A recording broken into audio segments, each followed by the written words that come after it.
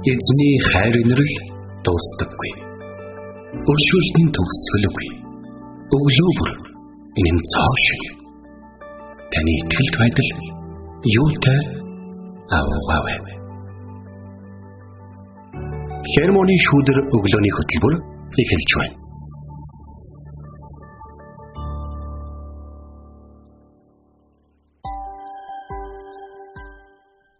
Өглөөний мэнд.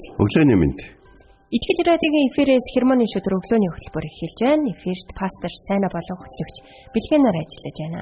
Сонсогч танд өглөөний мэндийг хүргье. За, өнөөдөр бид нар хамтдаа Библийн бас нэг хэсгийг үзнэ. Бас өнөөдөр бид нар хамтдаа амьдралынхаа бас нэг өдрийг өнгөрүүлнэ. Тэгэхээр нэг хүн их сонирхолтой зүйл хэлсэн байсан надад санагдсан. Юу гэхээр хүн үнэндээ амьдралд тийм их олон өөрчлөлт хийх юмтай таардгүй гэдэг тухай ярьсан. Тэгэхээр та бүхэн өглөө болгон Германы шүдэртэйгээ хамт байхдаа яг ингээд бодромол яг тань зориулсан хэд байсан болоо гэдгийг та нараас бодоосаа дотроо бодоод те. Энэ их чухал шүү гэж бол сануулмаа санагдсан. Бодоосаа гэж хэлсэн чи бас нэг юм уушжсэн хөх санаанд орчихлоо. Бодлоо сайн захирч бай. Учир нь бодлоос бүх учир шалтгаан үүсдэг юм аа гэсэн үг агаалсан. Тэгээд нөгөө бид нэр заримдаа нөгөө нэг мэдээж нөгөө альва зүйлийг тунгаан бодно гэдэг өөрөө бас маш чухал зүйл ч гэсэндээ зарим зүйлийг хэтрүүлэн бодох юм бол магадгүй буруу бодох юм бол тэр нь одоо нөгөө буцаагаад маш их сөрөг үр дагавартай. Тэгэхээр одоо нөгөө хин нэг те буруугаар бодож ойлгоод тэр нь нөгөө ингээд одоо даамжраа үргэлжлээл ингээл тэр хүний талаар бүр ингээд сөрөг бодлоод ингээд нэмэгдээд байгаа юм бол энэ таны амьдралд маш сөрөг үр дагавруудыг авчрах болно. Тэгээд яг нэг юм нөгөө сэтгэл зүйчид ч гэсэн хэлдэг бид нэр эерэг сэтгэл зүйтэй ингээд одоо байх юм бол одоо тийм бодолтой байх юм бол альва нэг ингээ гаднаас ирж байгаа тэгээд сөрөг зүйлс ч гэсэндээ ингээ эергээр ханддаг гинэ.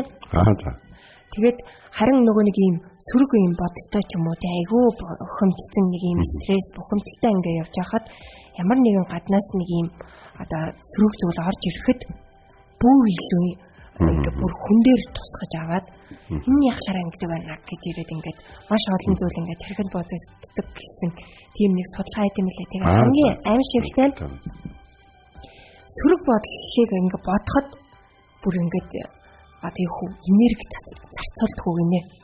Нэг юм сөрөг бодлоос бүр ингээд дараагийн бүр ингээд унтраалаадаг гинэ бүр ингээд тархинцтэй бүр ингээд асар их урагдаг гэдэг. Тийм нөгөөх нь бараг нөгөө нөгөө ургамал шиг л бараг ингээд ургаж идэг юм байна. Харин эерэг бодлоор тархиа зэмлэхэд маш их энерги хүч шаарддаг гэсэн тийм судалгаа тийм билээ. Тэгэхээр бодол ямар чухал вэ?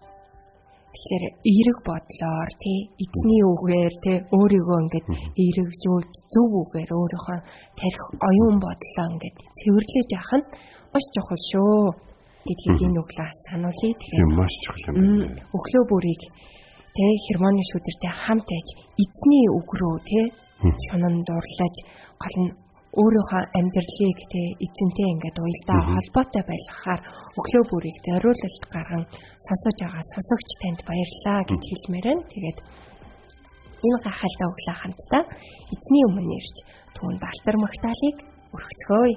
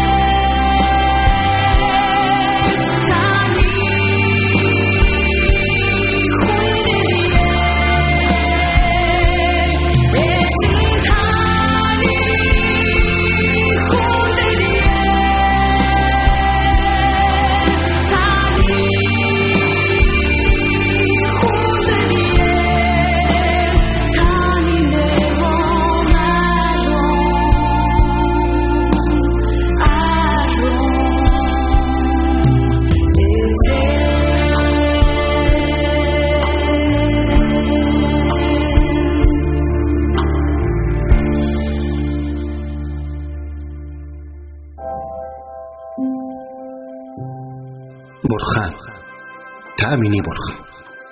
Би таныг эртлэн хайхвалаа. Усгүй хоорой ангамл газарт сэтгэл минь танаар сангаж, би махбат минь таныг хүсн тимүүлж байна.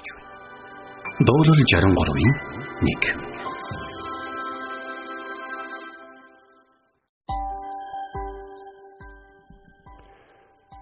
За өнөөдөр бид хамтдаа ерөнхийдөө бол хэрвээ намайг энэ номлолд сэдв үг гэх юм бол би анзаарах гэдэг сэдв үг. Энэ юу гэхээр бурхан бидний эргэн тойрон ажиллаж байдаг. Тэ? Тэгэд нэг залуу бурхан өөртөө хамтаагаар ямар байдлаар ингэ мэдсэнгээр Нэг удаа харандаага үзүүлээд юм бичих гэсэн чи харандаа дандаа уураад байсан гинэ. За. Шинэ харандаа. Тэр бүр гайхаад дахин ингээд ерөөсөө дандаа уураад байсан гинэ. Тэгээ бүр сүулдөө ингээд энэ харандааны газар гомдол гаргадаг юм уу? Яа дээ ингэж бодож ирсэн. Өөр харандаа аваад бүр өөр үйлдвэрийн харандаа аваад бас өдрүүлээд бичгсэн бас уураад байсан гинэ. Гайхаад юу болоод байгаа юм бэ? Тэгтэл жоохон мэдсэн чи гэрлүүн хүн залгсан чи та нөгөө ажиллаа хийхгүйсэн ч болно. Тэр туцлагцсан гэж хэлсэн гэж. Тэгээд тэр залуу нөгөө нэг байгууллагын нэг төсөл дээр ажиллаж учраас тэрний нэлийн чухал хэсгийг нь хийх хэрэгтэй байсан байхгүй. Тэгээд нэг зүйлийг тэр залуу тэрний дараа ойлгож аваад хожим нь гэр бүлтэй хуваалцсан байдаг. Бурхан харандаагийн чинь хугалж байгаа ч чамаагүй бороо зүйл төлөвлөгөөч болоолаа гэж.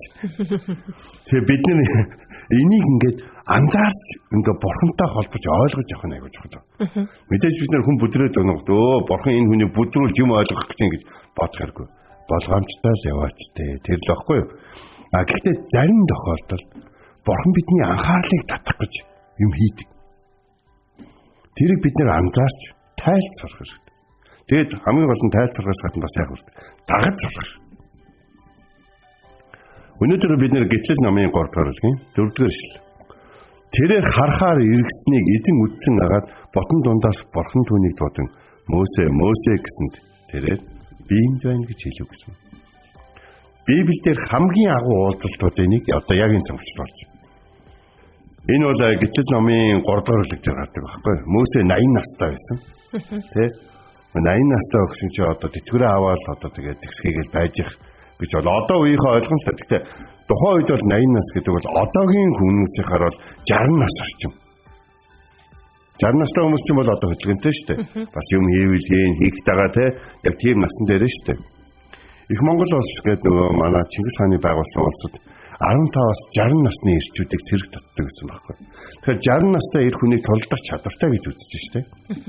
Харин гэтэл Бурхны хувьд Бурхан өөрөө хүч чадлыг өгдөг гэдэг утгаараа хүмүүсийн насжилт бол бидний нийгмийн насжилтаас хамаагүй хойно байдаг. Авраам 75 настай. Тэ? Мөсе 80 настай. За нөгөө нэг хин Новаг бол одоо за бүр хэлэгч үг болох тэ 500 орчим настай багтаа Бурхан түүнээр онгоц баригчилсан. Тэгэхээр бид нар өнөөдөр Бурханы хийдэг ажлуудыг хүмүүсийн насжилт болон бие махбодын одоо байдлыг бол харж чадахгүй гэдэг үг бол хэлэх бол ямар ч боломжгүй байна.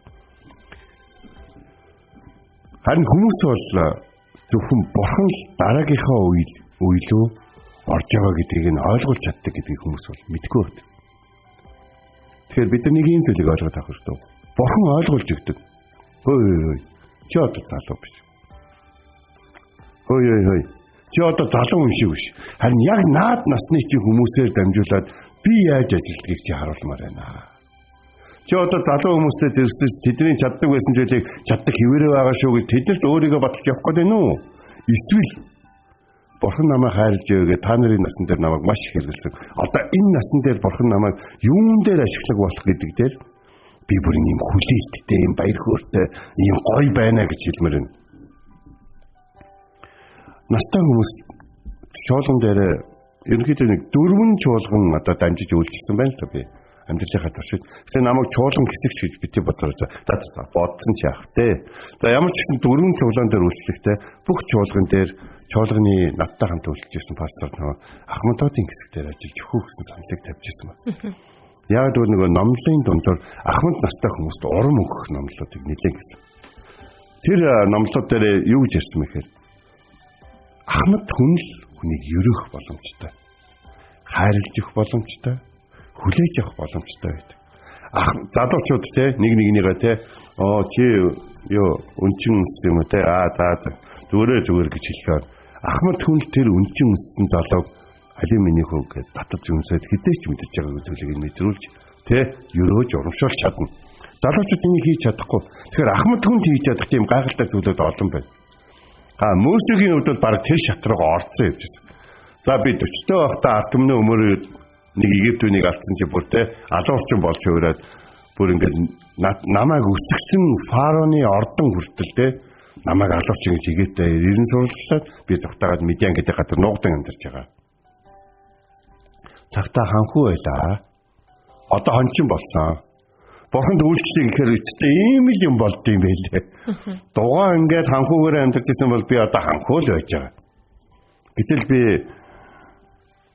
тэгээ боолчлогж байгаа гарал ухсаа нэгтээ израилчуудаа хүмүүсийнхээ төлөө одоо хончин болчих явж байгаа.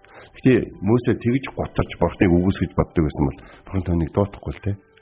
Гэхдээ Бурхан түүнээс юу хүснэ ойлгохдохгүй байсан ч гэсэн тэр Бурханыг үгүйсгэлгүй дахин 40 жил өнгөрсөн байт гайхалтай байна. Амен. Мөсө Бурханд үйлчлэх гээд буруудсан. Мөсө Бурханд үйлчлэх гэж хийсэн үйлдэл нь буруу боллоо гээд Бурхан түүнийг ашиглах гэсэн санаагаа орхисон гэсэн утгатай биш. 40 жилийн дараа Мөсө хоноо хариулаа явжсэн чинь нэг бот шатчих шиг харагдсан. Ямар сони юм. Энэ бот нь шатахгүй гэхдээ гал байгаад байна. Ямар сони юм бэ гэж ансаарах үед Бурхан тэр ботон дотроос Мөсө би гэж хэлсэн. Би энэ байна гэж. Тэгэхээр өөрийнхөө ард түмнийг өмөрөхөнд тулд хүн алаа. Тэ? Зүхтаад даадан хүн таних үегээд өөр үндэсний дунд шингээд мэрэгчлээ өөрчлөөд, гарал ухсаагаа өөрчлөөд, тэ? Чаддаг юм өөрчлөөд амьдчихсэн түүнийг Бурхан ботон дундаас дуутсан. Бурхан 40 жилийн өмнө харсан Мөсө 80 жилийн өмнө харсан Мөсө Бурханы хувьд л ажиллах. Яг тэгвэл Бурхан хинээс ч ажиллаа хийх гэсэн хүч чадлыг нь өөрөө өгнө, дуудлагыг нь өөрөө өгнө, төлөвийг нь өөрөө өгнө. За ингээд харин Бурхан өөрөөр ажилладаг гэдгийг бид нар бодож явах хэрэгтэй. Бид нар ямар нэгэн ажлыг хийхин тулд яах хэрэгтэй гэдэг вэ? Мөнгө төгрөг, эд хөрөнгө хамтаа зүтгэх баг, эсвэл дуудлагатай зорилго, тодорхой эсвэл одоо юу гэдгийг судалгаа гэдэг ч юм уу янз бүрийн зүйлүүд хэрэгтэй гэж байна. Тэгэхээр нэг зүйл байна. Жижиг ишлэл дотор Бурхан болон Мөсег хийсэн хэд хэдэн үйлдэл гарч байна. Мөсө харахаар эргэсэн, Бурхан дуудахад хариулсан, эзэн үдсэн, ботон дотроос Мөсег дуудсан гэж. Зарим хүмүүс хэд сүнслэгжүүлэн заадаг боловч би өнөөдрийн үгийн цаг угаасаа бага байдаг учраас төсөлтөнд тавх нэг л зүйлийг хэлэх гэж. Хуучин гэрээний зарим төгөөд маш их утга учиртай байдаг. Санаа уулан дээрх бот их хөвчлөг өргөстэй байдаг. Бидний ойртохыг хүсдэг, бидэнд сайн сайхныг хүсдэг орчинд Бурхан оршин байж өөрийнхөө ажлыг хийхин тулд Бурхан тэнд байж байгаад биднийг дуудаг. Хөөе энд ирж миний төлөө ажиллаж өгөөч. Миний ард түмнийг зовоож байгаа хүмүүсийн эсрэг зогсож өгөөч. Миний ард түмнийг зовж яхад нь хамт зовж өгөөч. Миний зүрх сэтгэл тэдэнтэй хамт байгааг чи ойлгож өгөөч гэж өргөст ботон дотроос Бурхан түүнийг дуудахад 40 настайдаа өөрөө хийх гэж чадаагүй зүйлээ 80 настайдаа Мөсег хийхэд тул би энд байна гэж хэлээд дуудсан. Өнөөдөр би танилцсан. Та анзаарахтай байгаарай амьдралдаа. Өнөөдөр Бурхан таныг дуудах, таныг ямар нэгэн ажилд өрөх өдөр байж болох юм шүү. Амен. Маш чухал үгийг өнөөдөр бидэнд санууллаа.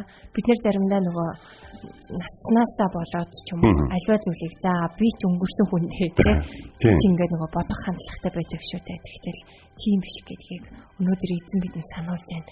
Эзэн таныг ашиглах, та эзэнд дуулууртай байх бүрэн боломжтой шүү. Тэгээд үгийг тунгаан бодоод эзний өмнө ирцгээе.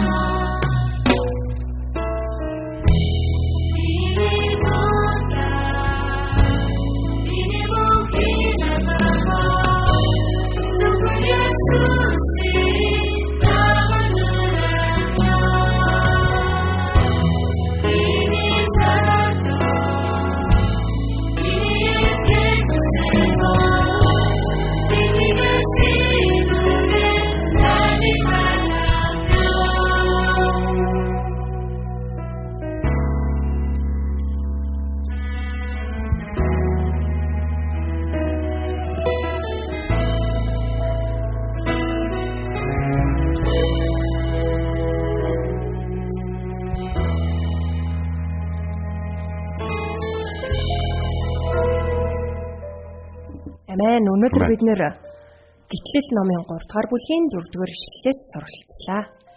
Тэрээр харахаар эргэснийг эзэн үтсэн агаад бутан дундаас түүнийг бурхан дуудан Мосе гэсэнд тэрээр би энд байна гэж хэлв.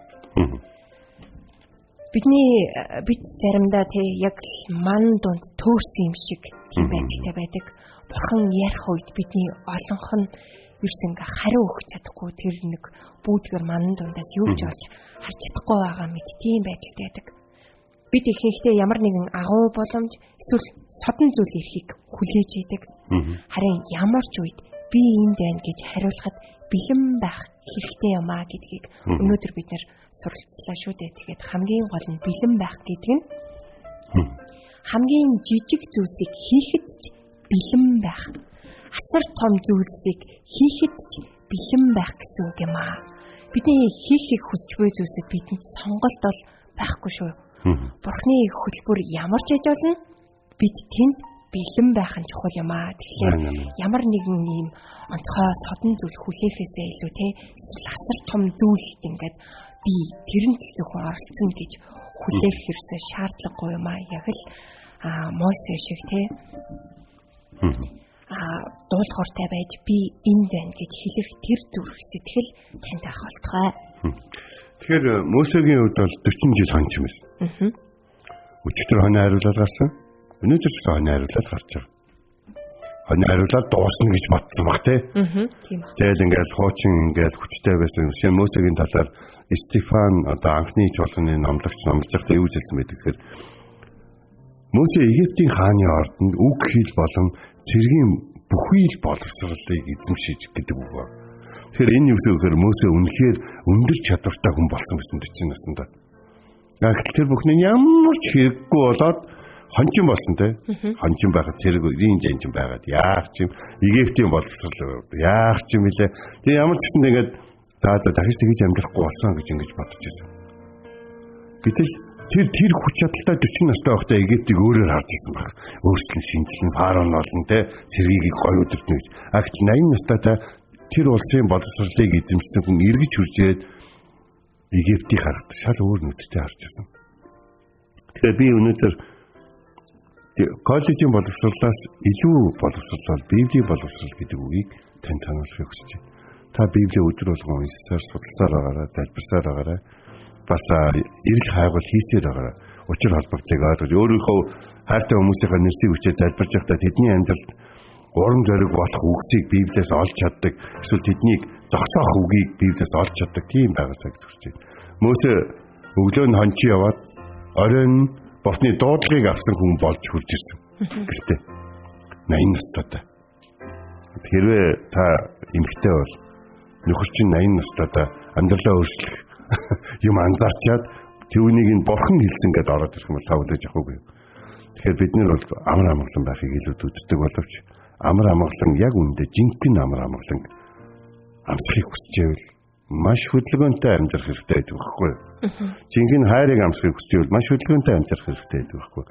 Харин жинхэнэ зөв бодлыг бодохыг хүсэж байвал түрүү нөгөө нэвтрүүлэг хэлсэн юм хэлсэн. Зөв бодлыг бодоход хэцүү байдаг. Буруу бодлыг бодоход амархан байдаг гэж. Тэгэхээр зөв бодол хэцүү байх болно. Юм зөв байх тусмаа амаргүй байх болно. Сонголт хийн гэдэг нь та амар амгалан одоо юу гэдэг олон зүйл чинь бүтэмжтэй байх тусмаа танд тэр сонголтыг хийхэд хэцүү байх болно. Гэхдээ өнөөдөр Мосе би энд байна гэж хэлсний дараа дэлхийн түүх өөрчлөгдөж бидний амьдрал гэсэн Мосегийн тэр би энд байна гэж тэр гад шатж байгаа бутыг анзаарсан анзааргаар дамжуулаад өөрчлөгдсөн гэдгийг хэлэх нь ер нь баг илүү зах гэж бодож байна. Агуу түүхүүдэд дүүрэн Библиэс битгий холоогаарай. Нэг л өдөр Библийн нэг Мосе гэхийн оронд таны нэр уншигдаад ах шиг санагдах өдөр ирэх болтугай гэж. Амен. Тэгэд эзэн таныг дуудаж байгаа шүү. Таны яг одоо байгаа газарт эзэн таныг дуудаж танаар хэлхийг хүссэн маш олон зүйлс байгаа гэдгийг битгий мартаарай. Заавал том зүйл гэж битгий бодоорой. Таны хийж байгаа тэр жижигхэн зүйлд итгэмжтэй байх. Тэр байдалд ч гэсэн эзэн таныг дуудаж байгаа шүү. Тэр зүйлс та яг л Мосе шиг би энд байна гэж хэлээрэй. Тэгээд Бурхан Мосег 80 настайд нь дуудсан шиг Бурхан таныг хэдэн настай ч дуудаж үйлчлэлийн том нэг хэсэг болгох боломжтой гэдгийг битгий мартаарай. Бурханы дуудлагад дуулууртай байж тэгээ би энд гэсэн бэлэн зүрх сэтгэлтэй байцгаа. Тэгээд энэ цагт эзний өмнөрч залбирах цагийг гаргацгаая. Орчлон дэх бүтээсэн эзэн танд баярлалаа. Амьдралын маань илүү буруу дам руу явах гэж тэр үед хэн нэгнийг илгээд зогсоож бас төр сэтгэл дотроос ятгаж тэр аимшигтай туулж магадгүй байсан, бүдэрч магадгүй байсан зүйлүүдээс олон удаа хамгаалсан эзэн танд баярлалаа. Дандаа таны ийм хамгаалтуудыг биш, харин таны биднэр хийлгэхийг хүссэн зүйлийг анзаардаг байхад туслаач. Бидний нүдийг нээж өгөөч, бидний төр сэтгэлийг нээж өгөөч. Бас чихийг нээж өгөөч. Таныг дуутахад сонсдог, таныг ямар нэгэн зүйл харуулахыг хүсгэд анзаардаг. Тэгээд таныг ямар нэгэн зүйл хамтрахыг хүсгэд дуулууртай байдаг тийм итгэж болгож өгөөч юм ээ. Энэ өглөө эзэн танд талархан залбирч байна. Амен. Энд хүрээд Хермоны шүдэр өглөөний хөтөлбөр өндөрлөж байна. Бидэнтэй хамт байсан сонсогч танд баярлалаа. Маргааш эргээд энэ цагтаа уулзцгаая. Эзэн таныг харж хандах болтугай.